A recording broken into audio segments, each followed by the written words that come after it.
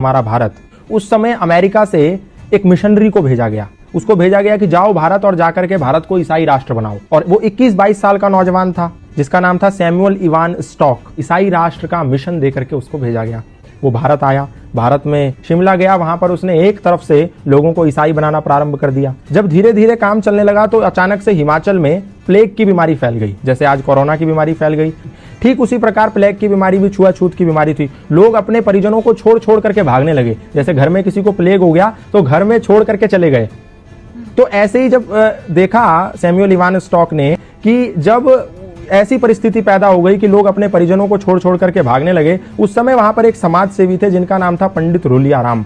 वो पंडित रूलियाराम निस्वार्थ भाव से ऐसे लावारिस पड़े लोगों की सेवा कर रहे थे। तो सैमुअल इवान स्टॉक ने देखा कि पंडित रूलियाराम एक खाट के पास हैं जहां पर एक वृद्ध आदमी को लेटा हुआ है और वो प्लेग के मारे तड़प रहा है और उसके गले में एक गिल्टी हो गई है जिसके मारे उसको तड़पन हो रही है। तो पंडित रूलियाराम ने क्या करा, एक कपड़ा लिया, उसकी गर्दन पे रखा और मुंह से उस गिल्टी को निकाल करके उसकी पीड़ा को खत्म कर दिया। उसका मवाद मुंह से निकाला। और जब इस दृश्य को सैमुअल इवान स्टॉक नाम के मिशनरी ने देखा, उसने कहा ये तो सेवा की अत्यंत पराकाष्ठा है, सेवा की उत्कृष्टता है। मैं जो सेवा के नाम पर लोगों को ईसाई बना रहा हूं, ये तो फरेब है, ये तो धोखा है, ये तो फ्रॉडगिरी है, ये तो षड्यंत्र है और ये तो निस्वार्थ सेवा है जहां इनको कुछ नहीं मिलना। ये मर भी सकते हैं, छूने पे लोग मर जा रहे हैं और ये उनकी ऐसी सेवा कर रहा है। उस समय सैमुअल इवान स्टॉक का हृदय परिवर्तन हो गया। तो उनने पंडित रूलियाराम से कहा, सैमुअल इवान स्टॉक ने, कि ये क्या सिद्धांत है, कौन से ऐसे सिद्धांत हैं जिसके चलते आपके अंदर इतनी तन्मयता, इतनी तल्लीनता है लोगों की समाज की सेवा के प्रति। तो पंडित रूलियाराम ने कहा, ये सनातन धर्म के सार्वभौमिक सिद्धांत हैं जो हमें मानवतावाद का उपदेश देते हैं और मैं वही कर रहा हूं। संगच्छध्वम संवदध्वम संवो मनांसि जानताम सर्वे भवन्तु सुखिना सर्वे सन्तु निरामया के सिद्धांतों को पालन कर रहा हूं। तो सैमुअल इवान स्टॉक ने कहा, मैं भी ये सनातन धर्म के सिद्धांत जानना चाहता हूं।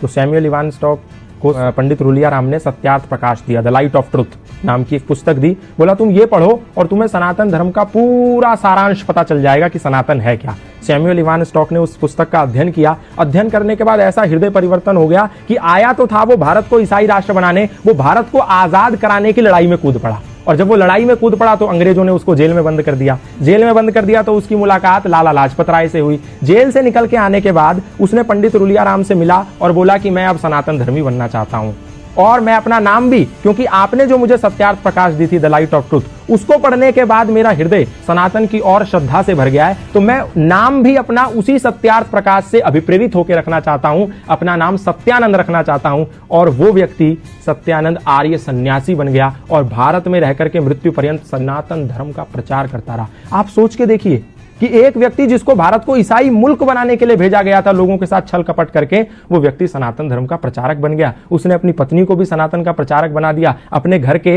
एक कोने में यज्ञशाला खोल दी। आज भी हिमाचल प्रदेश में जाएंगे तो वो यज्ञशाला विद्यमान है। वहां उपनिषदों के मंत्र उकेरे हुए हैं उस यज्ञशाला में। उसके घर में आज भी वो भगवद गीता के श्लोक लिखे हुए हैं। तो ये प्रमाण है कि सनातन को कभी ना उस समय, ना आज, ना आने वाले समय में कभी भी लोगों पर थोपा नहीं गया। ना तो तलवार के जोर पे, ना भय और लालच और षड्यंत्र के जोर पे। सनातन से लोग आए और प्रभावित हो गए। फादर कैमिल बुल के ईसाई मिशनरी थे, आए, रामायण से प्रभावित हो गए, सनातन धर्म का प्रचार करने लगे। बाहर से लूसी गेस्ट आई, सनातन धर्म से प्रभावित हो गई, भारत में गुरुकुल खोल दिया।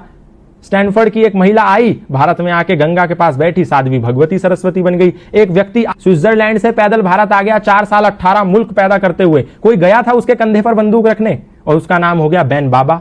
ऐसे बहुत सारे उदाहरण है, मैं बताऊंगा तो समय कम पड़ जाएगा। सनातन को कभी भी किसी पर थोपा नहीं गया। लोग आए, खुद बन गए। मौलाना महबूब अली खुद पंडित महेंद्र पाल आर्य बन गए। खूब सारे मौलाना, मतलब इमाम मस्जिद के, खुद सनातन धर्मी बन गए। हमने किसी को जोर नहीं दिया, किसी को जबरदस्ती नहीं करी। लोग आए,